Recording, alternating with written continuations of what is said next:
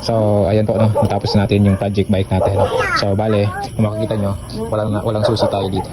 So, ito yung susi niya. Out natin, tapos may remote tayo. So, try natin dito kung iilaw. So, gamit natin yung remote na in-install natin dito sa project bike natin. Ayan. Okay. So, ayan po, no? Umilaw. Patayin natin. Ayan. So, bale, di-remote siya. So, on ulit natin. And try natin start. Pero di ko alam kung mag-start siya kasi low bat yung battery. Medyo mahina yung karga. So, try pa rin natin. Yun. Yun. Diba? Nag-start.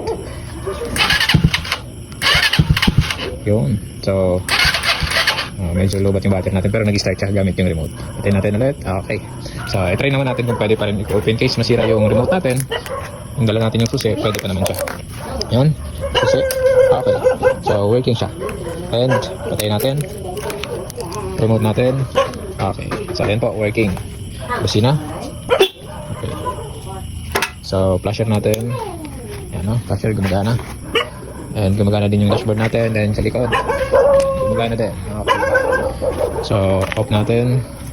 Ayan. Off natin gamit yung remote. Okay. Patay. Ayan. Tanggalin natin. Ayan. Ayan. Working siya. Start natin. Okay. Umaandar. Patayin muna natin. Okay, start natin. Okay, mahina talaga yung battery natin. Off. On.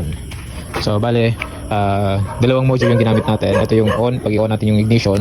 Tapos ito namang sa baba is pang start. Pero ang nakalagay dito is off. Pero yung purpose niya, ginawa natin pang start ng motor.